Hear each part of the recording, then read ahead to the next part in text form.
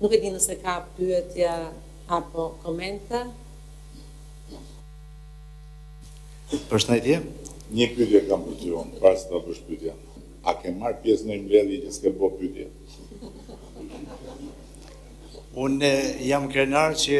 Që bë pyetje, vazhdo. Jo, jam krenar që jam pjesë e kësaj iniciative që ka marrë qeveria, sepse bashkë me zëvendësministrin, me ministrin, jemi pjesë që nga 2024, ku ju na e premtut këtë. Atë kjo si paket është shumë e mirë, mund të them është produkti më i mirë që ka nxjerrë qeveria, sepse ka disa shtesa për sa i përket imobiliarëve, ka disa shtesa që janë të shumë të mira. Por ka një handicap të madh, ka dy handicapet të mëdhenj, sepse flitet veç për së meret, me fjalë një biznes që ka 250 punëtor, një që ka 251 nuk e përfiton, që është e para. Dhe handikapi më i madh është që nuk mund të përdoret për kapital qarkullues dhe për lëndë të para, që për transformimin që ne kemi fol me vite, kjo është një handikap i madh sepse nuk na ndihmon. Atëherë, nëse kjo do ishte një situatë normale, normalisht që është një mekanizëm fantastik. Por duke pas parasysh situatën që është manufaktura, kur rënja është me 2 shifra, muajin e kaluar ishte 14%, e vën në vështirësi shumë biznesin që të shkojë me ande që të shkojë me investu.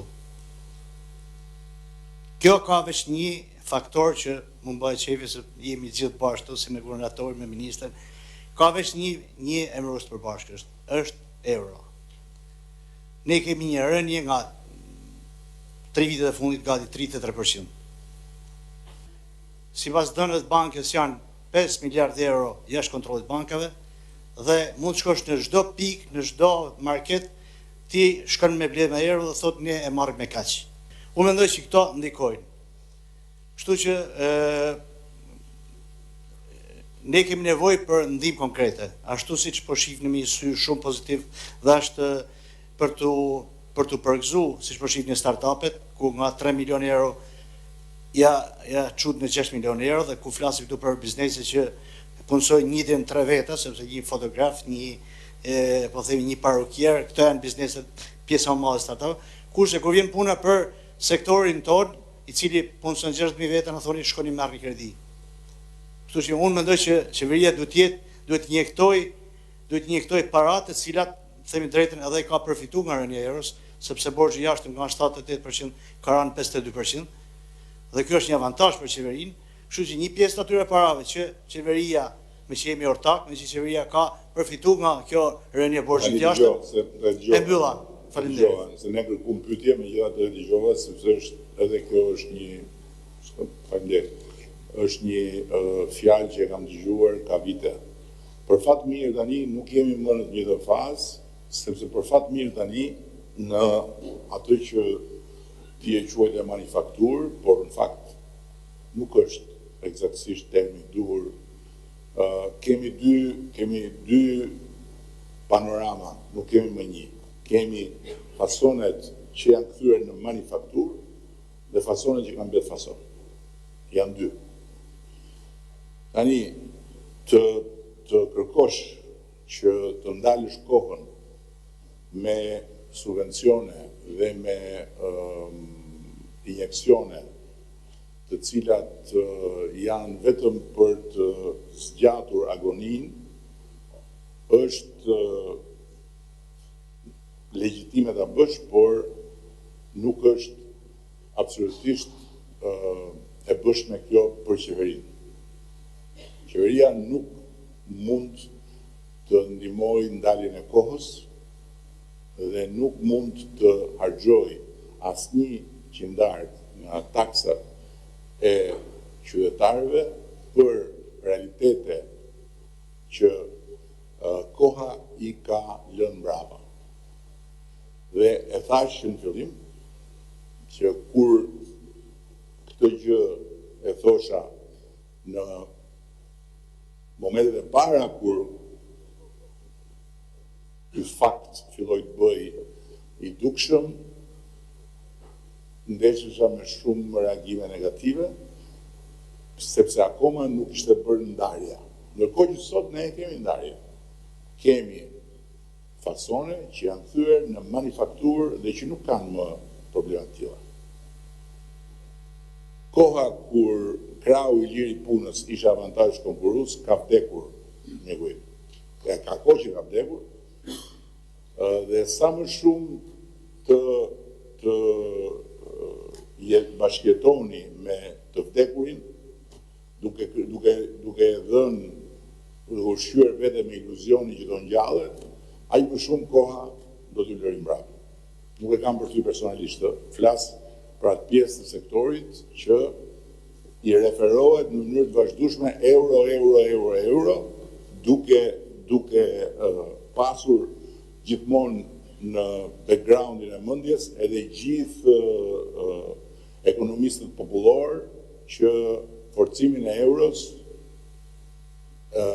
forcimin e lekut, e lidhin me narko regjimin. Një banalitet absolut, që nuk e mbështet dot në asnjë lloj teorie reale ekonomike. Forcimi i lekut është sukses i ekonomisë shqiptare. Nuk është absolutisht diçka për të vënë kuje. Është sukses, është një nga treguesit më kokfort të suksesit tonë. Dhe nuk ka të bëjë fare me atë shpjegimin popullor të atyre që i thonë vetes analist dhe që i thonë vetes katalist edhe që nuk di çfarë flasin. Sepse në një vend ku miliarda e miliarda hynë çdo vit, miliarda hynë çdo vit, nga ekonomia reale, 8.5 miliard, po të kemi parasysh kombinimin e turizmit me investimet e huaja, të flasësh tashti për narko e për gomarrëdhënie të tilla, mund të përkthejësh shumë vesh që kanë nevojë vetëm për lajme të këqija, por nuk ka lidhje fare me realitetin.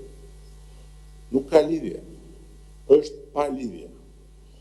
Sepse nëse do të ishte e vërtet,